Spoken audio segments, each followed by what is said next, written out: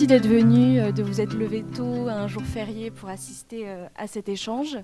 Donc aujourd'hui, je suis avec Gilles Dovec. Bonjour. Donc Gilles, vous êtes informaticien, logicien, chercheur à l'INRIA et professeur attaché à l'ENS Paris-Saclay.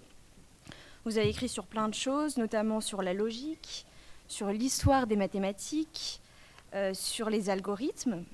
Et vous avez aussi réalisé une pièce de théâtre qu'on aura la chance de voir ce soir à 21h au Théâtre du Cournot. La pièce s'appelle Qui a hacké Garoudia. C'est une comédie policière en 4 actes autour des vies successives du personnage principal Garoudia, qui est un chatbot du futur. C'est une. Et ce soir, après la pièce, vous pourrez échanger, faire des signatures avec Gilles Dovec. Et aujourd'hui, on a aussi la chance d'accueillir des collégiens, donc Chérine, Rose et Léo, qui vont nous faire une petite pièce de théâtre autour de Michel Serres et de leur rapport au téléphone portable.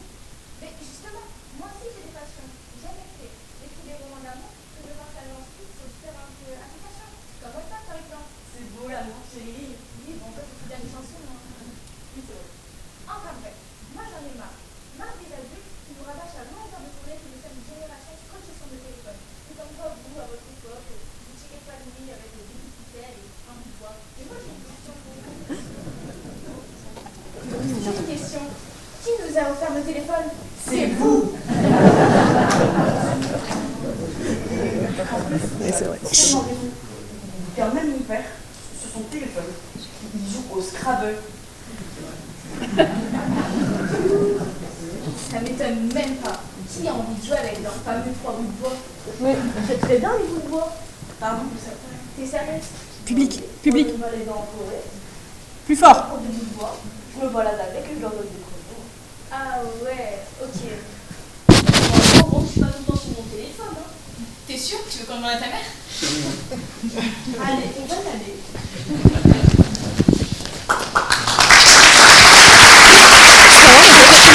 C'est le poème là. Elle est là. Je suis ton petit texte au-dessus. Allez, vas-y. Parle bien fort. Bon bah, bonjour. Le micro marche pas? Bon. Faut-tu mettre très. Tiens, prends celui-là. Non? Non mais parle. Vraiment proche du micro. Bah bonjour, je me présente, je m'appelle Rose. Je vous propose ma réécriture d'un célèbre poème à chute de Victor Hugo, que vous connaîtrez sans peine. Le matin à l'aube. À l'aube, avant que j'ouvre mes paupières, avant que ne m'atteigne ta lumière, je pense à toi. Je sais que tu es là. Je te sens près de moi. Tu t'éveilles, ta lumière me ranime. Mes parents n'aiment pas te trouver près de moi. Ils t'exilent. Ils se mettent entre nous quelquefois. Je ne puis m'y résoudre. Mais quand enfin je te prends par la main, muet, tu refuses de m'illuminer. À ta nuit, me voici condamné. Alors je te mets à charger.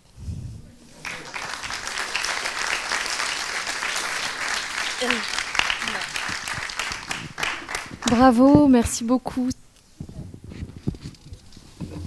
Ouais, tout est dit, vous pouvez partir.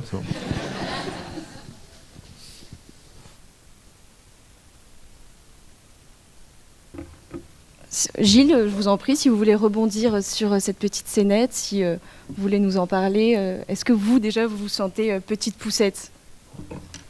Hélas, non.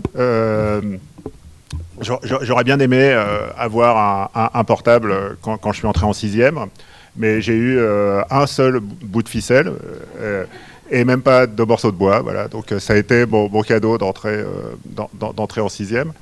Et moi, ce qui m'a frappé, c'est que cette question du rapport au portable, on la pose toujours comme une question de génération, comme un conflit de génération.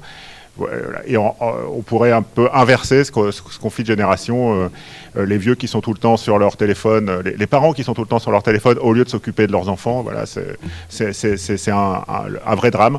Et je pense qu'en retirant un peu cette question d'âge et cette question temporelle, on peut peut-être arriver aux vraies questions que cette espèce de cliché ou de préjugés masque.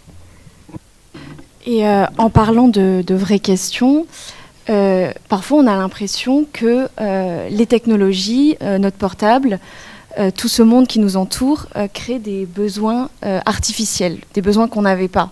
Peut-être que avant d'avoir un téléphone, j'avais pas besoin de regarder 100 fois, 200 fois par jour mon écran pour vérifier que tout va bien. Est-ce que vous avez l'impression que les technologies créent des besoins artificiels qui deviennent bizarrement après coup impérieux? Bon, alors c'est une question très difficile et très importante, mais on peut se poser la même question pour la pomme de terre. Vous savez que par exemple, il n'y avait pas de pommes de terre au Moyen-Âge, même en Pologne, même en Irlande, il n'y avait pas de pommes de terre. Et la pomme de terre est un végétal qu'on a découvert en même temps que les Amériques. On les a découverts aux Amériques et on n'a pas vraiment cultivé de pommes de terre en Europe avant le XVIIIe siècle. Et donc on peut se dire, est-ce que Parmentier a créé un besoin artificiel de pommes de terre ou est-ce qu'il y avait un besoin de pommes de terre avant et un besoin que Parmentier serait venu combler? Et alors, pour répondre à cette question, on peut faire deux choses. On peut regarder les textes du Moyen-Âge. Et en fait, il n'y a pas de textes du Moyen-Âge qui disent « Ah, ça serait bien qu'on ait des pommes de terre, mais malheureusement, on n'en a pas. » Puisque c'est une des difficultés, c'est quand on n'a pas de pommes de terre, on n'a pas non plus le mot pomme de terre.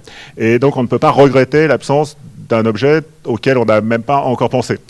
En revanche, ce qu'on sait, c'est qu'au Moyen-Âge, il y a des gens qui écrivent « on crève de faim », et puis à partir du XVIIIe, il y en a moins qui écrivent ça, en particulier parce qu'ils mangent des pommes de terre, et donc ils sont mieux nourris.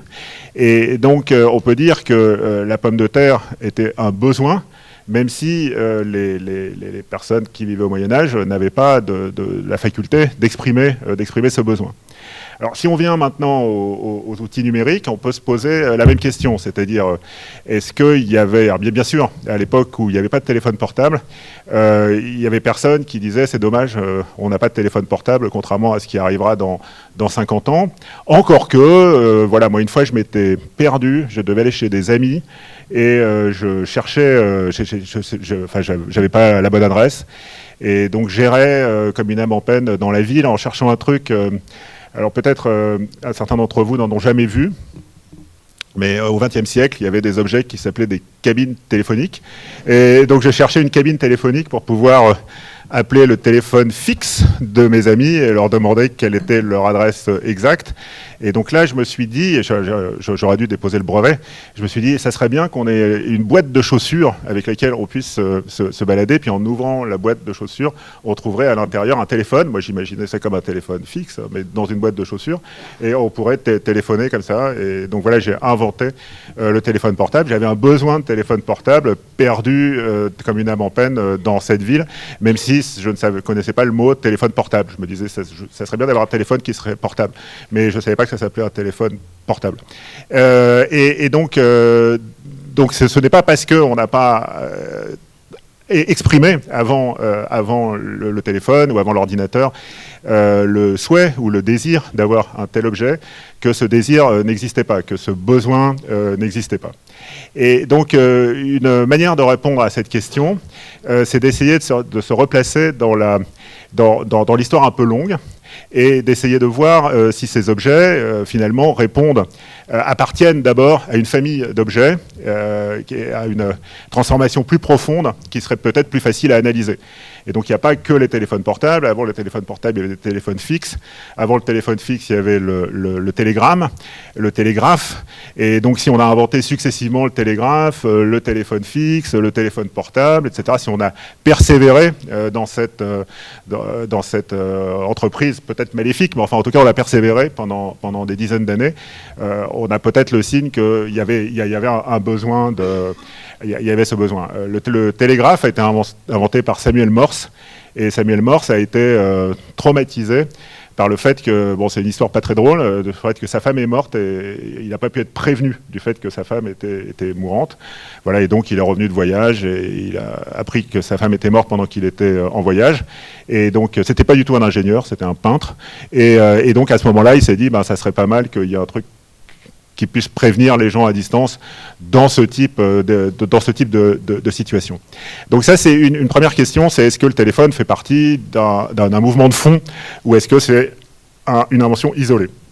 Et en l'occurrence, c'est un mouvement de fond, et donc on peut interroger ce mouvement de fond plutôt que d'interroger juste l'événement. Et puis, il y a une deuxième manière d'essayer de répondre à cette question, et donc là, je vais vous citer. Michel Serres disait il y a trois révolutions dans l'histoire de la communication. C'est l'invention de l'écriture, c'est l'invention de l'imprimerie, et puis c'est l'invention de l'ordinateur ou du réseau. Alors moi, j'ai essayé toujours de le convaincre qu'il y avait 4 révolutions, et qu'entre l'écriture et l'imprimerie, il y avait l'invention de l'alphabet, qui était une invention tout aussi capitale. Et il me disait toujours oui. Donc je me disais, ça y est, j'ai convaincu Michel Serres de quelque chose. Et puis la fois suivante, il disait, il y a 3 révolutions, etc. Donc j'ai dit, bon, ok, donc j'ai laissé tomber, j'ai laissé l'affaire. Voilà, donc il y a 3 ou 4 révolutions, si vous voulez. Mais une manière d'essayer de comprendre s'il y avait un besoin pour les technologies numériques, pour les technologies informatiques, pour les techniques informatiques, mais Michel Serres nous a rappelé tout le temps qu'il ne faut pas utiliser le mot technologie, il faut utiliser le mot technique, c'est de se poser la question de savoir s'il y a dans la révolution précédente quelque chose d'inabouti. Oui, d'un certain point de vue, si on a eu besoin de faire une révolution en 1830, c'est parce que celle de 1789 n'était pas totalement aboutie. Il y avait des choses après la révolution de 89 qui ne fonctionnaient toujours pas, donc on a dû faire une deuxième révolution en 1930, puis une troisième en 1830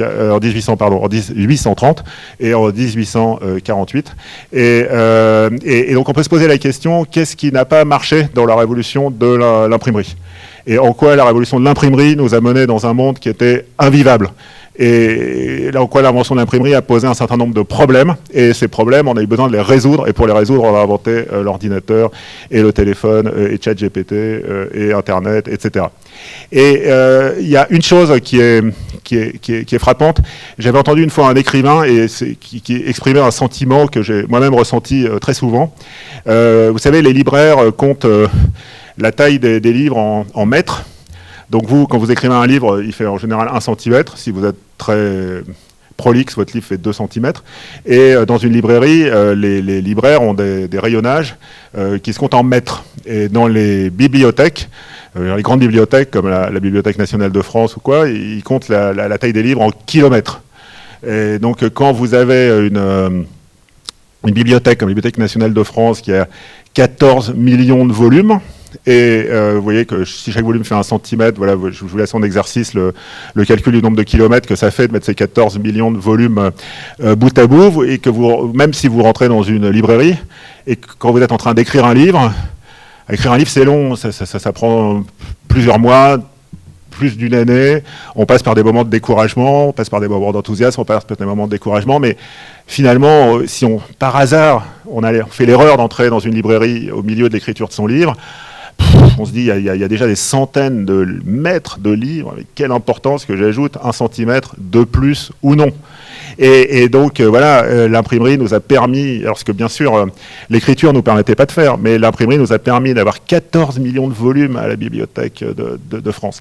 Et donc, ça pose un problème de savoir, est-ce que c'est nécessaire d'écrire un livre de plus ? Oui, bien sûr, parce que le centimètre que je vais ajouter, ça sera un livre formidable et vous allez toutes et tous le lire. Mais l'autre question qui se pose, c'est quand vous arrivez à la bibliothèque, je ne sais pas, vous cherchez une information, par exemple, quelle est la date du couronnement de Charlemagne ? il y a 14 millions de volumes, et il faut regarder dans les 14 millions de volumes si jamais il y a la date du couronnement de Charlemagne, et si vous pouvez trouver l'info. Et ça, c'est assez difficile. Alors heureusement, il y a des classifications. Par exemple, il vaut mieux regarder dans les livres d'histoire que dans les livres de recettes de cuisine. Vous avez plus de chances de trouver la date du couronnement de Charlemagne. Mais même les livres d'histoire, il y en a beaucoup. Alors vous pouvez plutôt regarder dans les livres d'histoire médiévale si vous voulez vraiment trouver la date du couronnement de Charlemagne. Et donc il y a cette question qui est que l'imprimerie a créé une avalanche d'informations que nous ne sommes pas capables de traiter avec notre petit cerveau et nos deux petits yeux. Et donc forcément, il fallait qu'il y ait des outils qui viennent pour traiter cette masse d'informations exprimées en langue naturelle. Moi, ce que j'aime bien avec votre manière d'expliquer tout ça, c'est que vous historicisez, et du coup, ça permet de démythifier un peu les choses, d'avoir l'impression que les nouvelles techniques ne sont pas tombées du ciel. En quoi est-ce important pour vous d'ancrer les choses, de les resituer dans une histoire, un peu à l'instar de Michel Serres d'ailleurs est-ce que ça fait moins peur quand on sait d'où ça vient et pourquoi on l'a fait comme ça, de cette manière précise? Alors oui, en cherchant ainsi à historiciser, à replacer en fait simplement les événements dans une chronologie et éventuellement dans une chronologie longue, oui, là je ne peux que reconnaître ma dette à l'égard de Michel Serres. C'est vraiment lui qui m'a appris que quand on se pose des questions sur la 5G, il faut commencer par se poser la question de savoir comment l'Iliade et l'Odyssée nous ont été transmises, et que tant qu'on n'a pas compris comment l'Iliade et l'Odyssée nous ont été transmises, c'est pas la peine de se poser des questions sur les apports relatifs de la 4G et de la 5G, donc de se mettre dans cette perspective longue. Mais je cherche pas spécialement à vous rassurer, je ne cherche pas spécialement à vous éviter des angoisses, je ne cherche pas spécialement à vous dire que vous vivez dans un monde merveilleux. J'essaye juste de comprendre le monde dans lequel nous vivons, et je crois qu'il n'est pas possible de comprendre le monde dans lequel nous vivons si la première question que vous vous posez, c'est est-ce que c'est bien ou est-ce que c'est mal ?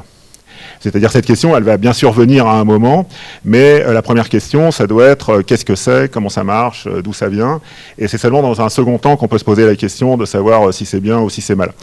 Il y a quelques années, j'avais écrit un livre avec Serge Abitboul. Alors je dois dire que la pièce de théâtre que vous allez voir ce soir, je ne l'ai pas écrite, je l'ai co-écrite avec Serge Abitboul et avec Laurence de Villers qui est là, donc il faut les citer eux aussi. Et donc j'avais écrit un autre livre avec Serge Abitboul qui s'appelait Le temps des algorithmes, et vous savez, quand vous écrivez un livre, même s'il fait 1 centimètre, vous espérez que les gens vont le lire, et donc pour ça, il faut faire de la promotion. C'est-à-dire, il faut répondre à des journalistes qui vous posent des questions. D'ailleurs, je ne sais pas si Philomag nous avait fait un article sur notre texte, mais je ne crois pas. Bon, c'est pas grave. Mais d'autres en ont fait. Et donc, on avait rendez-vous avec un journaliste, et un rendez-vous téléphonique. Et donc, je me rappelle, on était, Serge et moi, face à face, et il y avait le téléphone au centre de la table. Et donc, le téléphone sonne, on décroche, comme on dit. Enfin, on appuie sur le petit téléphone vert, mais ça s'appelle décrocher pour des raisons historiques. Et le journaliste nous dit « Ah, les algorithmes, alors c'est épouvantable !» Et donc on lui a dit, voilà, donc on lui a dit peut-être on va commencer par dire bonjour, et puis ensuite on va essayer de définir la signification du mot algorithme, et dans un troisième temps, une fois qu'on aura dit bonjour et qu'on aura expliqué ce qu'est un algorithme, on va essayer de répondre à la question est-ce que c'est épouvantable ou est-ce que c'est merveilleux, ou plutôt dans quel cas est-ce épouvantable, dans quel cas est-ce merveilleux, et comment le merveilleux et l'épouvantable se mêlent. Mais non, il fallait tout de suite, voilà. Donc, je pense que son espoir était qu'on dise ah oui c'est épouvantable, et il disait ah bah merci, j'ai mon interview, on peut raccrocher. Voilà. Et donc si on commence comme ça, je pense qu'on masque les vrais enjeux, on masque les vraies questions, et on se place dans un cadre qui est malheureusement très commun en Europe, qui est de dire une situation commence à être intéressante quand elle est conflictuelle. C'est-à-dire, voilà, vous entrez dans la pièce, on vous dit, il faut choisir ton camp. Alors, si tu es pour les algorithmes, si tu es pour ChatGPT, si tu es pour les ordinateurs, tu t'assieds là. Puis, si tu es contre, tu t'assieds là. D'ailleurs, je crois que vous êtes beaucoup plus nombreux ici que là. Et donc, c'est le principe du choisis ton camp, camarade. Ou bien tu es avec nous, ou bien tu es contre nous. Et voilà. Et donc, c'est une manière complètement absurde de voir le monde. Et bien entendu, la chose à faire, c'est d'essayer de partir à la découverte du monde. Et puis, bien entendu, il y a des questions éthiques qui se posent et on ne peut pas évacuer la question du bien et du mal. Sur les objets techniques, c'est vrai qu'il y a un biais dans leur analyse qui consiste à les considérer un peu comme des objets naturels. Donc, c'est-à-dire, si vous marchez sur un chemin de randonnée, vous voyez, à l'époque où on n'avait pas encore de téléphone portable, il arrivait qu'on fasse des randonnées, c'est un temps épouvantable. Alors, les randonnées, c'est quelque chose vraiment, je vous déconseille, vous partez en pleine forme, vous revenez épuisé, vous partiez, vous sentiez bon, vous revenez couvert de sueur, et voilà, donc vraiment, je vous déconseille de faire ce genre d'activité, il vaut beaucoup mieux passer du temps sur son téléphone, mais si vous partez en randonnée, il se peut que vous trouviez un caillou sur le bord du chemin et vous pouvez vous dire, tiens, qu'est-ce que je pourrais faire avec ce caillou ? Donc, par exemple, vous pouvez, je sais pas, l'utiliser pour allumer du feu, vous pouvez l'utiliser pour taper sur la tête d'une personne avec qui vous faites la randonnée, etc. Donc, vous trouvez un objet, vous vous posez la question, qu'est-ce que je peux en faire ? Quand vous avez un objet technique, vous ne pouvez pas du tout dire « Ah bah tiens, je marchais sur le bord de la route et j'ai trouvé ChatGPT ou j'ai trouvé un téléphone portable connecté au net et je me suis posé la question, qu'est-ce que je vais en faire ?» C'est pas la bonne question. Si cet objet technique existe, c'est parce que quelqu'un l'a fabriqué. Et donc si quelqu'un l'a fabriqué, il faut poser la question d'abord, quelle était l'intention de cette personne ? Pourquoi est-ce que cette personne a fabriqué cet objet ? Et ça nous amène à la question par laquelle on a commencé, c'est-à-dire quel était le manque, quel était le besoin, quelle était l'utilité absente de cet objet qui a amené la personne à concevoir cet objet. Et bien entendu, une fois que les objets existent, ils ne sont pas utilisés uniquement dans le but initial, c'est-à-dire il y a à la fois des utilisations dévoyées, et puis il y a aussi ce qu'on appelle la sérendipité, c'est-à-dire des utilités auxquelles on n'avait pas pensé en concevant l'objet, mais qui sont ensuite apparus. Donc il y a tout un tas d'objets qui ont été inventés pour des raisons complètement anecdotiques, et puis dont on a fait beaucoup d'autres choses après. Un exemple de ça, c'est l'ordinateur. Vous savez que un certain Watson, je crois qu'il s'appelait James Watson, qui était le président d'IBM. Donc c'était pas juste n'importe qui, c'était le type qui dirigeait la grosse entreprise qui fabriquait des ordinateurs dans l'immédiat après-guerre, enfin dans les années 40 et 50. Et donc ce James Watson est connu pour avoir laissé une citation qui montrait sa vision du futur. Donc IBM avait fabriqué 3 ordinateurs à l'époque. Et IBM venait de prendre la décision d'en fabriquer un 4e. Et donc Watson a fait un grand discours pour expliquer à tous les employés d'IBM qu'on allait fabriquer un 4e ordinateur. Et il a dit, voilà, c'était une décision difficile. On a décidé de faire un 4e ordinateur. On s'est posé la question, est-ce que le monde a besoin de 4 ordinateurs ? Et on est arrivé à la réponse que oui, mais on est certain qu'il n'aura pas besoin d'un 5e ordinateur. Donc c'est le dernier ordinateur qu'IBM va fabriquer. Et voilà, donc les ordinateurs, pour Watson, avaient des usages très très particuliers qui pouvaient intéresser un petit nombre de personnes dans le monde. Et Watson n'avait pas du tout vu qu'à un moment, on aurait chacun un ordinateur chez soi, ou 5. Et donc voilà un exemple de sérendipité. On a inventé l'ordinateur pour essentiellement décoder des codes secrets qui étaient utilisés par nos ennemis pendant une guerre, et puis on s'est rendu compte que l'ordinateur pouvait servir à beaucoup d'autres choses. Donc il ne faut pas se limiter à cette intention. Mais il y a une question qui est pourquoi est-ce que les gens ont inventé ça ? Et tant qu'on ne comprend pas, tant qu'on n'arrive pas à se mettre à leur place, qui est une forme d'empathie cognitive, c'est-à-dire d'essayer de se mettre à leur place et de se dire mais pourquoi est-ce qu'ils ont fait ça ? Pourquoi est-ce qu'ils ont inventé ça ? Eh bien, on ne peut pas vraiment comprendre la nature de ces objets. Donc si vous vous dites comment est-ce que ChatGPT a transformé le monde, mais que vous ne vous posez pas la question pourquoi est-ce qu'il y a des gens qui ont inventé ChatGPT, vous risquez de ne pas trouver la réponse à la première question. Et il faut vraiment se poser les deux questions à la fois. Maintenant, on se sert de ChatGPT pour à peu près tout et n'importe quoi, notamment pour nous donner des informations. Est-ce que l'intelligence artificielle est conçue pour dire la vérité ? Alors, il faudrait se poser la question d'abord, qu'est-ce que la vérité? Et vous avez 4 heures. Et il y a un proverbe qu'on emploie, c'est si vous pensez que ChatGPT dit la vérité, si vous vous étonnez du fait que ChatGPT ne dise pas la vérité, c'est que vous n'avez pas commencé à comprendre ce qu'est ChatGPT. C'est-à-dire, ChatGPT n'a rigoureusement rien à voir avec la notion de vérité. Quand ChatGPT énonce une proposition, je ne sais pas, ChatGPT vous dit « le ciel est bleu », eh bien, en l'occurrence, c'est plus ou moins vrai, mais en aucun cas, ChatGPT n'a été conçu, n'a été prévu, n'a été construit pour dire des choses qui sont vraies pour un critère de vérité quelconque. Que ce soit un critère de vérité analytique, c'est-à-dire un critère de vérité qui nous dit qu'un énoncé est vrai en vertu de la signification des mots qui s'y trouvent, ou que ce soit un énoncé synthétique, c'est-à-dire un énoncé qui nous dit quelque chose sur le monde réel. En aucun cas, ChatGPT n'est prévu pour aller mesurer la fréquence de la lumière qui nous vient du ciel, ou la couleur, fréquence et couleur sont des mots synonymes ici, de la lumière qui nous vient du ciel. ChatGPT est conçu, et d'ailleurs tous les grands modèles de langage, les LM, oui, ou LMM, non, LM, c'est ça, oui, merci. MML, MLL. MML, bien, ok. Voilà, je vais dire ChatGPT est prévu pour dire des choses qui sont statistiquement cohérentes avec un corpus. C'est-à-dire, vous avez un corpus, un ensemble de textes qui ont été utilisés pour construire, on dit pour entraîner le grand modèle de langage.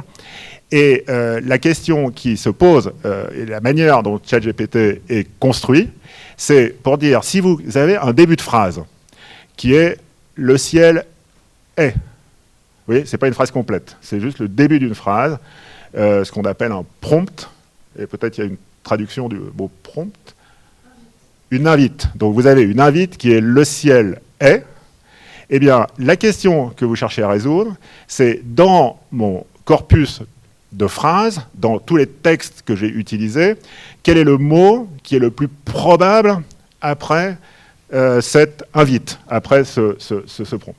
Et en l'occurrence, il s'avère que le mot le plus probable est bleu, et que c'est parce que bizarrement, dans le corpus, dans l'ensemble de textes dont vous êtes parti pour entraîner votre modèle de langage, eh bien, il y avait beaucoup de phrases vraies et beaucoup de phrases qui disaient « le ciel est bleu ». Et donc, statistiquement, le mot qui revient le plus souvent après « le ciel est », eh bien, c'est le mot « bleu ». Et donc, c'est pour ça que si vous donnez une invite à ChatGPT en lui disant « le ciel est », il va vous répondre « le ciel est bleu ».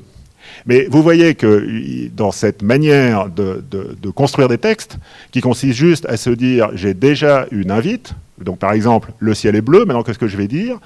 Je vais dire « mais ». Puis maintenant, j'ai une invite qui est « le ciel est bleu, mais ». Mais qu'est-ce que je vais dire ? Je vais dire « mais les ». Puis maintenant, j'ai une invite qui est « le ciel est bleu, mais les ». Ben, je vais peut-être dire « nuages ». Enfin, j'en sais rien, ça dépend de la base de texte que vous avez utilisée. Et donc, si tout d'un coup, ChatGPT vous dit « le ciel est bleu, mais les nuages sont roses », eh bien, c'est juste parce que statistiquement, après « le ciel est bleu, mais les nuages sont », pour une raison que j'ignore, dans le corpus, il y avait souvent le mot rose. Alors, si votre corpus est fait de phrases vraies, bon, statistiquement, GPT va vous dire, oui, des choses qui sont plutôt vraies, parce qu'elles sont cohérentes avec le corpus que vous lui avez donné. Mais si vous donnez à un tel modèle des phrases essentiellement fausses, eh bien, la statistique fait que la probabilité, le mot le plus statistiquement probable après une invite, eh bien, va construire des phrases fausses. Donc, en aucun cas, ces objets sont construits pour dire des choses vraies. Ils sont construits pour dire des choses vraisemblables, pour dire des choses qui vraisemblablement pourraient être dites. Mais les choses qui vraisemblablement pourraient être dites, ça n'a rien à voir avec la vérité. Il y a beaucoup de mensonges qui sont très vraisemblables et qui sont très vraisemblablement dits. Vous voyez, la langue ne sert pas qu'à dire des choses vraies, elle sert aussi à mentir. Et donc, fatalement, à force de dire des mensonges et d'entraîner des intelligences artificielles avec des mensonges, ces intelligences artificielles répètent les mensonges. On les a conçues pour ça. On les a conçues pour qu'elles répondent des mensonges, puisqu'elles doivent répondre quelque chose qui est cohérent avec la base d'apprentissage.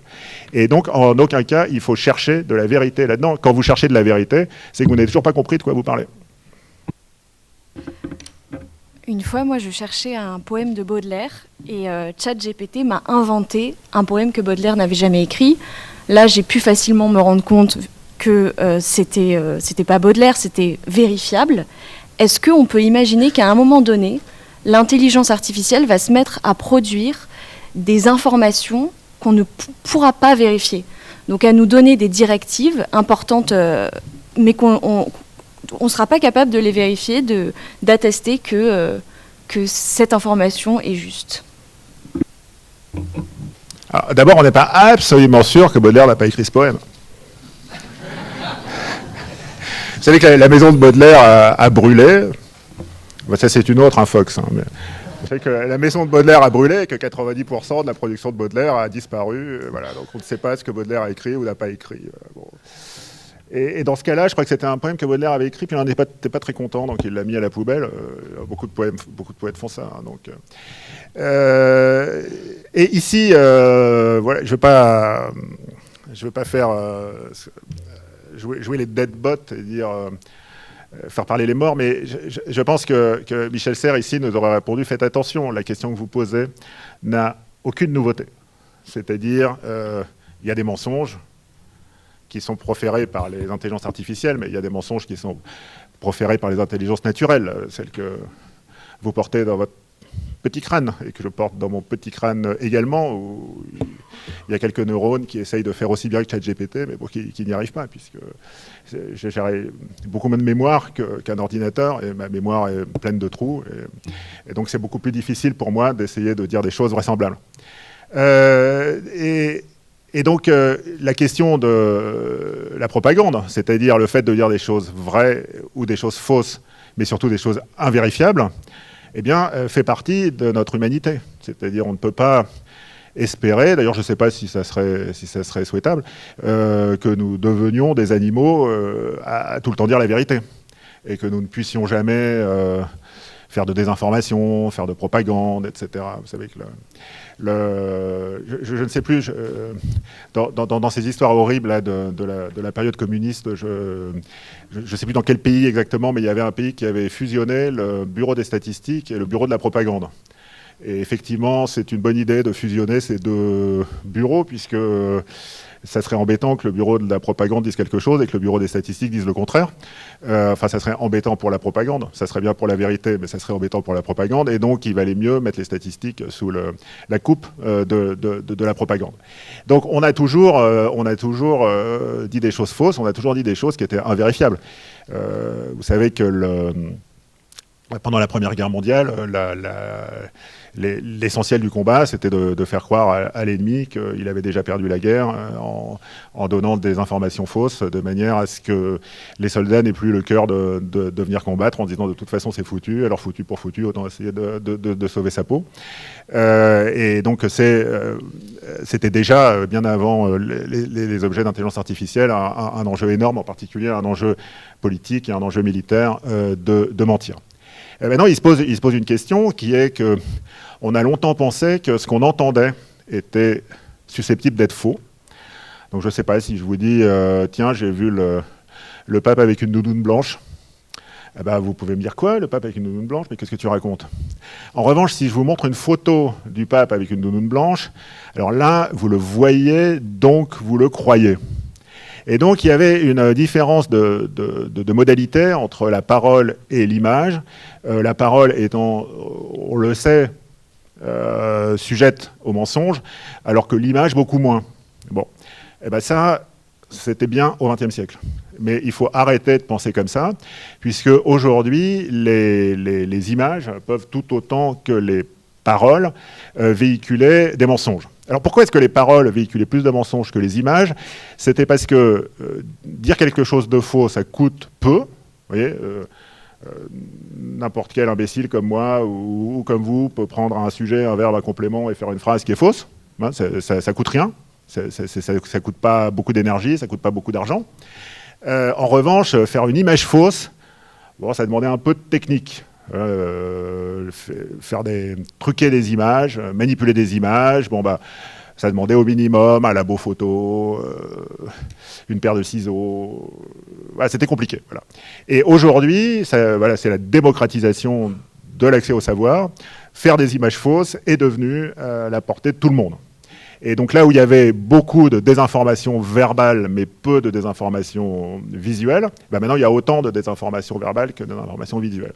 Alors il se pose la question, si la photo, si l'image n'est plus la confirmation de la langue, qu'est-ce qui peut devenir la confirmation? Comment est-ce qu'on peut savoir si le pape a ou non une doudoune blanche?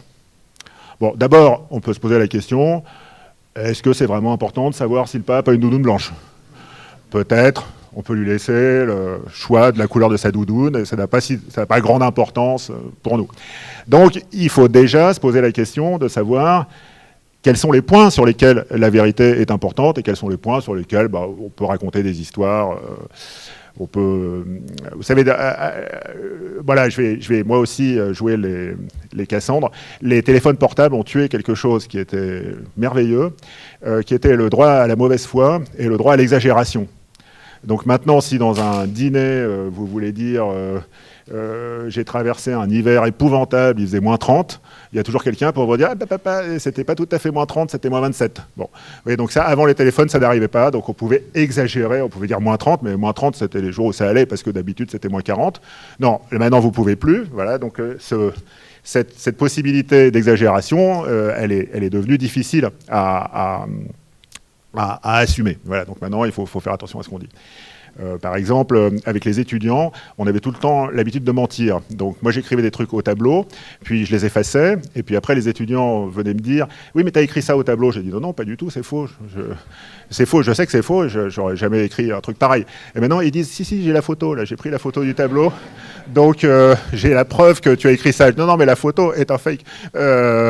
Donc cette question de savoir si les choses sont vraies ou fausses, il faut se poser la question de savoir déjà est-ce que c'est important? Est-ce que c'est important pour nous? Et dans quel cas c'est important et dans quel cas c'est pas important? Et si vraiment la couleur de la doudoune du pape vous importe, eh bien dans ce cas-là, il y a une solution, c'est de demander au pape. Vous appelez le pape, vous lui dites mais quelle était la couleur de ta doudoune? Et s'il vous dit j'avais une doudoune rouge, eh ben vous dites voilà, la photo avec laquelle il avait une doudoune blanche est fausse. Et donc ici on a une nouvelle manière de faire, et une nouvelle manière de faire qui n'existait pas par le passé, donc là c'est une espèce de progrès, c'est la multiplication des sources. C'est-à-dire vous avez quelqu'un qui est parti en vacances ou en voyage ou en pèlerinage avec le pape et il vous dit il avait une doudoune blanche, eh bien vous pouvez avoir une deuxième source, et une troisième source et une quatrième source. Le pape n'est pas parti en pèlerinage tout seul. Et donc vous pouvez multiplier vos sources, vous pouvez demander à un grand nombre de personnes ce qu'elles en pensent. Et voilà. Et alors c'est pas une méthode infaillible, puisque vous pouvez être l'objet d'un complot. C'est-à-dire il y a peut-être plusieurs personnes qui savent que le pape n'avait pas une doudoune blanche, mais qui vous ont dit, qui ont décidé de vous dire d'une voix commune que le pape avait une doudoune blanche. Mais vous avez cette possibilité qui est la multiplication des sources. Et ça, c'est quelque chose qui est important. Par exemple, moi, au XXe siècle, quand je préparais un exposé pour l'école, je regardais, alors dans un truc qui un peu comme Wikipédia, mais qui s'appelait l'encyclopédie, je regardais dans l'encyclopédie ce qui était dit, et je regardais dans une encyclopédie. Si je regardais dans l'Encyclopédia Universalis, je faisais confiance à l'Encyclopédia Universalis. Maintenant, quand je regarde dans Wikipédia, je cherche s'il y a d'autres sources. Si Wikipédia, par exemple, cite ses sources, et si Wikipédia cite ses sources, et que ces sources sont, par exemple, des articles de recherche, eh bien, je vais essayer de télécharger les articles de recherche pour vérifier ce que dit Wikipédia. Donc, il y a une nouvelle hygiène du rapport à la vérité qui est importante de développer, et il y a au moins deux éléments. Le premier élément, c'est que les images n'ont pas plus de crédibilité que les mots, et donc ça, il faut vivre avec ça. Et c'est bizarre, et c'est nouveau, et même saint Thomas croyait que ce qu'il entendait, c'était pas fiable, mais que ce qu'il voyait était fiable. Eh bien non, voilà, c'est la fin du thomisme. L'autre élément d'hygiène de la vérité, c'est la multiplication des sources. Vous ne pouvez pas croire une seule personne, vous ne pouvez pas croire une seule source. Et même quand vous avez plusieurs sources, il faut vous poser la question de la collusion possible entre ces sources. Je vais poser une dernière question, après je laisserai la salle s'exprimer. Pour revenir sur la doudoune du pape, pour vérifier que le pape a porté cette doudoune ou pas, il faut faire un travail de fact-checking en journalisme. Donc cette hygiène de vérification demande beaucoup de travail. Est-ce qu'on n'a pas créé un outil qui finalement va nous demander à côté une masse de travail inattendue, beaucoup plus inattendue que ce qu'on aurait pu imaginer? Est-ce que finalement on ne s'est pas créé du travail, contrairement à ce qu'on pourrait penser avec cette idée de remplacement Oui, alors c'est une question paradoxale, puisque moi j'attends toujours la réponse, j'attends toujours la question sur « mais c'est épouvantable, l'intelligence artificielle supprime des emplois ». Et nous voyons qu'au contraire, l'intelligence artificielle crée des emplois. Et moi qui suis plutôt paresseux, je ne m'en réjouis pas. Je trouve que c'est mieux de ne pas travailler que de travailler. C'est surtout mieux d'arriver au même résultat par la paresse que par le travail.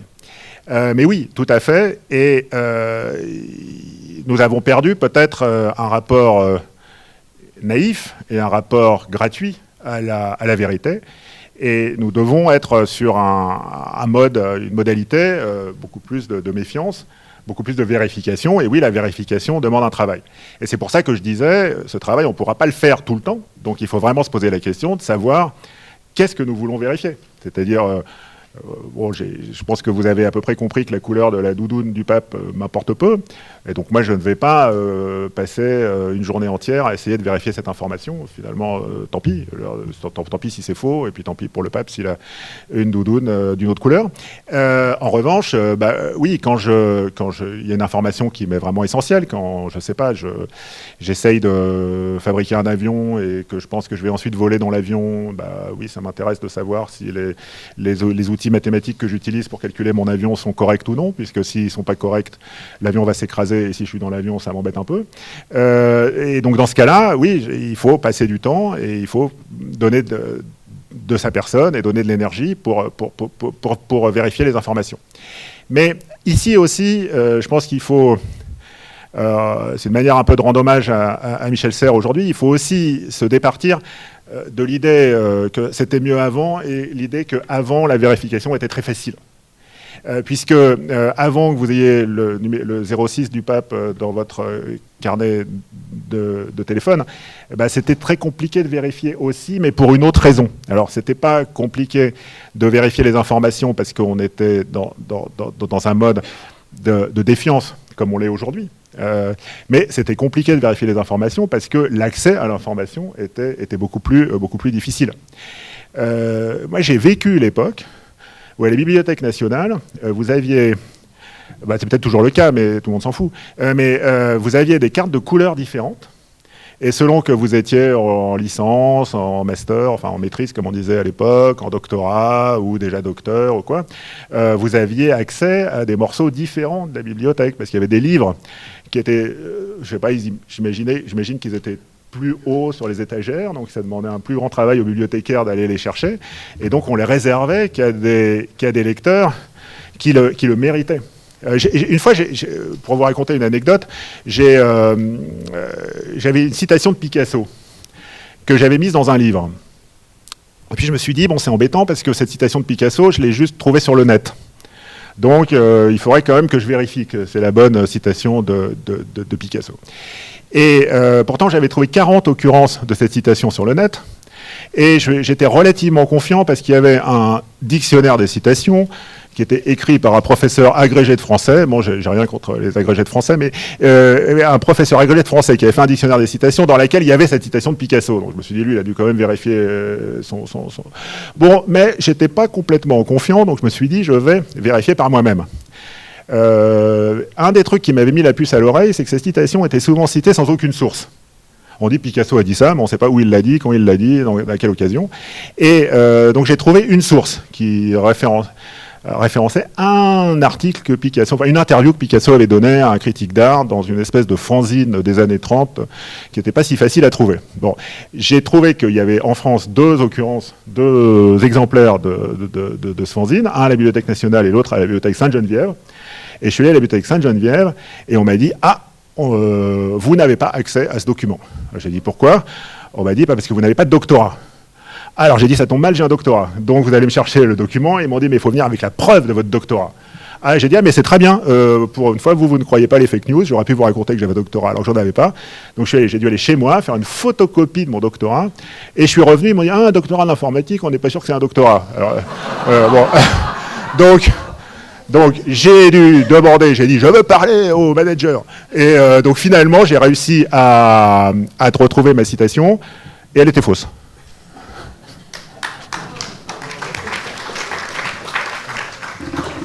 Merci beaucoup. Donc maintenant, on va laisser place aux questions, sachant qu'après, juste en face, il y a l'Agora, qui est un endroit aussi où vous pourrez continuer les échanges avec Gilles Dovec.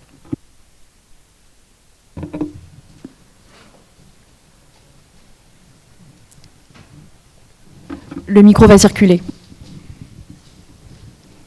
Bonjour, merci beaucoup.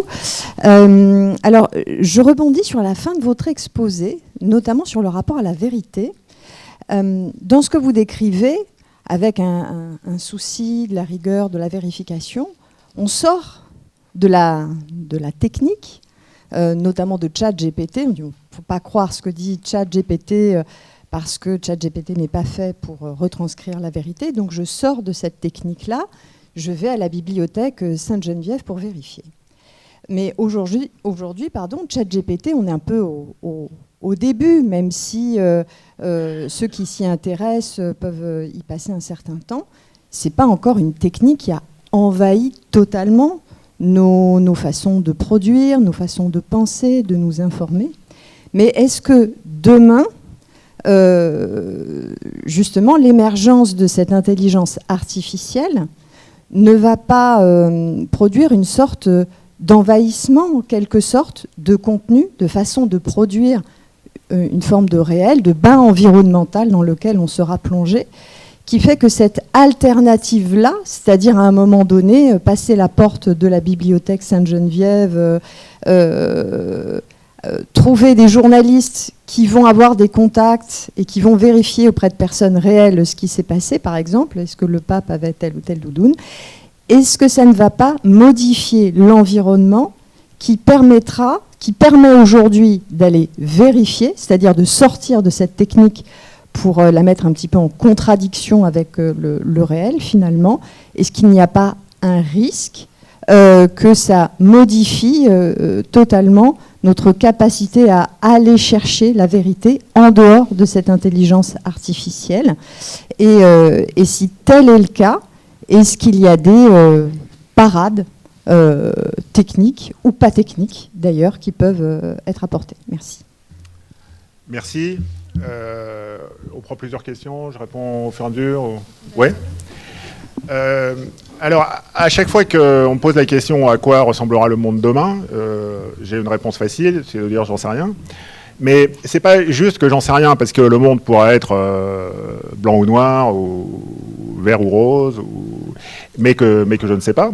C'est que surtout le monde est par essence, le futur est par essence indéterminé, et parce que le futur sera ce que nous en ferons. Donc, est-ce que demain nous allons avoir une unique source de connaissances, avec tous les risques que vous mentionnez, ou est-ce que nous garderons cette idée de pluralité de sources et de la nécessité de les confronter et de faire émerger une forme de vérité de cette confrontation? Je ne peux pas vous répondre, mais ce n'est pas juste que je l'ignore, c'est que la décision dépend de nous. Donc si nous décidons que nous pouvons nous contenter d'une seule source, bon, et ben voilà, nous vivrons en enfer, et dans l'enfer que nous aurons nous-mêmes construit. Et si nous décidons au contraire que, bien, à côté de ChatGPT, qui de toute façon n'est pas une source de vérité, nous avons besoin d'autres sources qui, elles, peuvent être des sources de vérité, eh bien, nous vivons dans un monde paradisiaque, et ça sera grâce à nous, puisque c'est nous qui aurons construit ce monde. Donc oui, je crois qu'il faut garder cette pluralité de sources, et je crois que c'est surtout notre responsabilité de la garder. C'est plus une question éthique qu'une question de prophétie. Alors, cependant, je vais quand même pas essayer de pas uniquement me défiler derrière cette forme rhétorique qui consiste à vous renvoyer la question et à dire tout dépend de vous. Mais si on regarde ce qu'on apprend par exemple aujourd'hui aux élèves, eh bien j'ai l'impression qu'on leur apprend beaucoup plus qu'au XXe siècle à se méfier de ce qu'on entend, à contrôler ce qu'on entend, à le vérifier et à confronter plusieurs sources. Je vous disais que quand je préparais un exposé, quand j'étais moi-même au collège, je me contentais d'une seule source, qui était l'Encyclopédia Universalis, parce que je considérais que c'était relativement bien vérifié, et ça, j'ai cru ça jusqu'à moi-même écrire dans l'Encyclopédia Universalis. Enfin, j'ai pas tout à fait écrit, j'ai écrit dans une autre encyclopédie, mais là, je me suis dit, mais c'est dingue, là, je pourrais dire n'importe quoi, et après, tout le monde va me croire. C'était enivrant comme sentiment. Et à ce moment-là, je me suis dit, non, il faut que je fasse attention, maintenant, quand je lis moi-même les encyclopédies, parce que c'était écrit par des gens aussi faillibles que moi, enfin, peut-être un peu moins, mais bon, quand même faillible. Et donc, il faut vraiment que je me méfie. Et aujourd'hui, je crois que c'est vraiment un apprentissage de base à l'école et au collège. Alors, pire, je croyais que tout ce que disait mon prof était vrai. Et alors ça, c'est encore pire que l'encyclopédie. Et aujourd'hui, moi, je vois mes étudiants qui viennent tout le temps me voir. À chaque fois que je fais un cours, ils viennent regarder la Wikipédia, c'est pas exactement ce que vous avez dit. Je leur dis, bah, bravo, c'est bien, il faut multiplier les sources. Et après, ma deuxième partie de travail, c'est de leur montrer que ce que dit Wikipédia, ou bien part d'hypothèses différentes, ou bien finalement dit la même chose que ce que j'avais dit dans un autre vocabulaire, ou parler d'autres choses. C'est eux qui ont fait la confusion, mais ça fait partie de mon travail et c'est un travail salutaire parce que ça serait criminel de ma part de leur dire mais non, c'est sorti de ma bouche donc c'est vrai. Un prof qui dirait ça aujourd'hui, ce serait la risée de ses étudiants et de ses élèves, et tant mieux. Et donc j'ai l'impression sur le passé récent qu'on va plutôt vers plus de vérification, vers plus de scepticisme, vers plus d'une multiplication des sources. Et donc ça me fait penser que c'était pas nécessairement mieux avant. C'est peut-être mieux maintenant. Voilà, maintenant, ce que ça sera dans le futur proche, comme je vous l'ai dit, j'en sais rien, puisque ça sera ce que nous en ferons. Oui, j'aurais une question. Ici, j'ai l'impression que ChatGPT, c'est le premier d'une lignée, et que je crois avoir lu ou entendu qu'il y avait commencé à y avoir des concurrents. Donc ça veut dire que si on pose la même question à ChatGPT et à son concurrent, bon, est-ce qu'on aura déjà la même réponse? Et si on a des réponses différentes, quelle clé d'analyse, par exemple, pourrait nous servir à savoir laquelle choisir? Voilà, donc j'imagine que c'est lié aux sources. Enfin bon, voilà. Vous raisonnez encore comme si ChatGPT disait la vérité. Hein. Attention. Oui, alors, je vous disais, quand on rencontre un objet comme ChatGPT, c'est pas comme quand on rencontre une pierre sur le bord du chemin. Il y a des gens qui l'ont fait. Et ces gens, ils sont eux-mêmes inscrits dans une histoire. Et donc ChatGPT n'est pas arrivé, il n'y a pas eu un moment où il n'y avait pas de ChatGPT, puis tout d'un coup quelqu'un a dit on va faire ChatGPT. Depuis les années 60, il y a des chercheurs qui écrivent des logiciels, qui conçoivent des logiciels, qui manipulent la langue naturelle. Et donc ça, c'est un très vieux domaine de recherche dans lequel la construction des MML, ça s'inscrit. Et dans les années 60, il y avait déjà un logiciel qui s'appelait ELISA, qui avait créé une polémique. Alors, ELISA, c'était vraiment le logiciel le plus bébête que vous puissiez imaginer. Donc, c'était un logiciel conversationnel, comme ChatGPT. Mais il y avait à peu près 10 réponses standards, ou 20 peut-être, 100. C'était déjà un modèle statistique. Ok, mais bon, disons c'était très peu sophistiqué comparé à ChatGPT. Et déjà, en particulier, donc ça simulait une psychanalyse. Et l'analyste, quand il ne savait pas quoi dire, enfin le logiciel, quand il ne savait pas quoi dire, disait je vois. Et donc à ce moment-là, l'analysant reprenait, voilà. Donc vous voyez que c'était des choses assez rudimentaires à l'époque, mais déjà il y avait des gens qui avaient eu le sentiment d'être face à un véritable analyste et que et les psychanalystes étaient déjà révoltés en disant nous voulons notre travail, etc. Bon. Donc l'important c'est de comprendre que ces objets ne sont pas apparus de rien, ils ont une histoire. Et s'ils ont une histoire, forcément, cette histoire, elle est ramifiée. Et donc, si elle est ramifiée, ça veut dire que les recherches qui ont abouti à ChatGPT ont aussi abouti à Bloom, ont aussi abouti à d'autres systèmes concurrents. Alors, bien entendu, ces systèmes n'ont aucune raison, quand vous leur posez une question, de vous donner la même réponse, puisque c'est pas tant la différence des algorithmes. Les algorithmes, en fait, ils jouent un tout petit rôle dans ces systèmes. C'est pour ça que toujours dire intelligence artificielle et algorithme, en fait, c'est plutôt contradictoire, intelligence artificielle et algorithme. L'intelligence artificielle, c'est plutôt un recul des algorithmes au profit des données. Donc c'est essentiellement, si ces deux logiciels sont alimentés, sont entraînés avec des données différentes, fatalement, ils vont donner des réponses différentes. Et la réponse la question que vous posez, c'est de savoir comment choisir. Je ne vais pas vous dire c'est Bloom qui a raison, c'est ChatGPT qui a tort. Non, ça, je ne vais pas vous dire ça.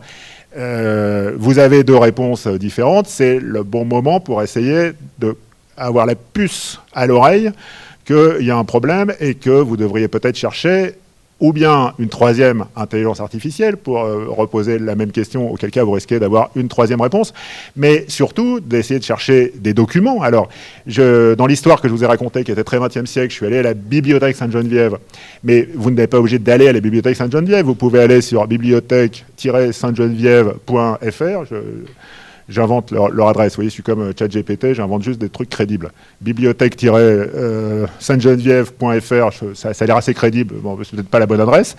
Et là, accéder à des documents qui sont certifiés par la bibliothèque. Et donc à ce moment-là, vous pourrez vérifier l'information. Donc ce n'est pas nécessairement les ordinateurs qui disent n'importe quoi et la bibliothèque avec des livres en papier où il faut aller pour vérifier. On peut vérifier en utilisant aussi des bibliothèques en ligne, par exemple. Oui, les bibliothèques en ligne peuvent être fausses, mais dans les bibliothèques aussi, il peut y avoir des faux, etc. Donc on aura toujours une part de doute qui restera. Mais cette part de doute, à nouveau, on l'avait déjà par le passé. Vous savez que toutes ces histoires de Newton et de sa pomme, elles sont fausses. Mais vous savez sans doute aussi que les histoires de Galilée et de la tour de Pise, elles sont fausses aussi. Donc oui, on a enseigné, moi j'ai enseigné Galilée et la tour de Pise, puis après je dis c'est faux. Bon, tant pis. Oui, donc il restera toujours une part d'erreur, il restera toujours une part de mensonge. C'est pas forcément invivable. Il faut le savoir et il faut chercher à la limiter. Il faut chercher à la limiter, pas forcément numériquement, mais à la limiter aux endroits où c'est pas grave. Et à être très rigoureux, très exigeant, là où c'est important pour vous, là où c'est grave. On va prendre juste une dernière question. Oui, non, moi j'avais envie j'imagine que là, il y a plein de questions qui se posent dans la salle, et puis partout dans le monde, il y a plein de questions. On sait bien qu'il y a plus de questions que de réponses en général. Et donc j'avais envie de poser la question des limites en fait de l'IA à répondre à toutes ces questions que nous avons tous, associées à la matérialité, c'est-à-dire que c'est quand même de la matière, des métaux, et on n'est pas loin des limites planétaires sur un certain nombre de matières, donc voilà. Voilà, alors pour toutes les personnes qui n'ont pas pu poser leurs questions, donc d'abord, on va se retrouver à l'Agora après, si vous le souhaitez, mais aussi, vous pouvez chercher les réponses par vous-même. Je ne suis pas la vérité incarnée. J'ai essayé de vous expliquer que la vérité incarnée n'existait pas. Et donc, peut-être vous pouvez trouver de meilleures réponses que celles que je vous aurais données. Et donc, continuez à réfléchir par vous-même. Alors, les limites de l'IA, il faut prendre la question en deux sens. Il y a une question qui est, est-ce que les IA actuelles ou les IA futures ou même des IA qui utiliseraient d'autres techniques, comme par exemple des IA qui seraient centrées autour de la vérité, qui seraient centrées autour de la logique et pas autour de la répétition ou de l'imitation. Est-ce que ces IA, ces logiciels, ces applications auront des problèmes qu'elles ne sauront jamais résoudre? Ça, on pense que oui. C'est-à-dire, il faut tout à fait sortir de cette mythologie de l'IA toute puissante qui sait répondre à toutes les questions, etc. Il faut sortir de... Les journalistes, c'est pas pour dire du mal des journalistes, mais enfin, bon, c'est la fin, donc je peux le faire un tout petit peu. Les journalistes utilisent souvent un adjectif un peu bébête, qui est de dire c'est bluffant. Alors là, ChatGPT, c'est vraiment bluffant. Et il ne faut pas oublier que derrière bluffant, il y a bluff. Et donc, c'est bluffant dans tous les sens du terme. Et donc, oui, bien entendu, cette mythologie, cette idée d'une intelligence surpuissante qui aura réponse à toutes les questions, il faut bien sûr s'en départir. C'est pas du tout ça. Et vous voyez bien, même sur cette image, j'ai l'impression que c'est assez compliqué de faire une main. Vous voyez, là, j'arrive pas à comprendre dans quel ordre sont les doigts, là, dans le... Et vous savez que toutes les images qui sont générées par des IA aujourd'hui, les mains sont en général assez ratées. Bon, apparemment, c'est plus difficile de dessiner une main que de dessiner une tête, enfin, j'en sais rien. Et en tout cas, pour ces techniques. Et donc, il y a un moment où, on voit les limites. Bon, et ces limites, c'est important de toujours savoir qu'elles existent. Après, il y a la question de la consommation énergétique de ces logiciels et de ces bases de données. Et effectivement, on sait qu'on ne peut pas continuer. Alors, on peut continuer comme ça, mais on ne peut pas continuer à augmenter comme ça. Ici, il est important dans cette critique énergétique du développement de l'informatique, parce que là, on sort du cadre stricto sensu des IA. Hein, il est important de voir où sont les dissipations d'énergie, c'est-à-dire qu'est-ce qui consomme de l'énergie. Alors, j'emploie jamais le verbe consommer pour de l'énergie, puisque l'énergie, comme vous savez, ça se conserve et ça se consomme pas, mais où est-ce que ça se dissipe? Et en fait, il y a des secteurs de l'informatique qui dissipent beaucoup plus d'énergie que d'autres. Et il y a tout un tas d'infox sur le fait qu'envoyer des mails, ça détruit la planète, qu'il faut envoyer des mails, mais alors surtout sans pièces attachées, etc. Bon, enfin, c'est des bêtises, enfin, c'est des infox. Aujourd'hui, l'essentiel de la consommation d'électricité, alors elle est faite, par les crypto-monnaies, donc les bitcoins, etc. Tout ce qui tourne autour de la blockchain, de la chaîne de blocs, dépense énormément d'électricité. Et bon, on ne va pas faire une conférence entière sur la blockchain, mais la blockchain est conçue pour dépenser l'électricité, puisque c'est par votre faculté à dépenser l'électricité qu'on mesure votre crédibilité. Et donc, voilà, c'est pas une très très bonne idée.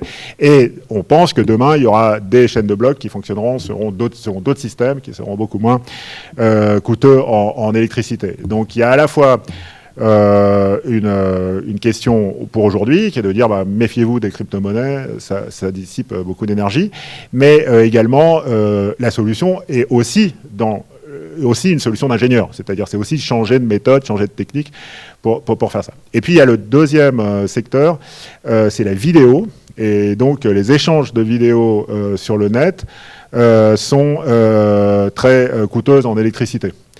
Et le reste, peu. Alors, il y a les grandes bases de données aussi qui demandent des gros data centers, etc. Mais en fait, tout ça est négligeable devant la vidéo. Et donc, si vous voulez contribuer à sauver la planète, ce qui n'est pas nécessaire, hein, vous pouvez décider de ne pas sauver la planète, c'est aussi un choix éthique possible, arrêtez de regarder des vidéos. Et arrêtez d'envoyer des vidéos.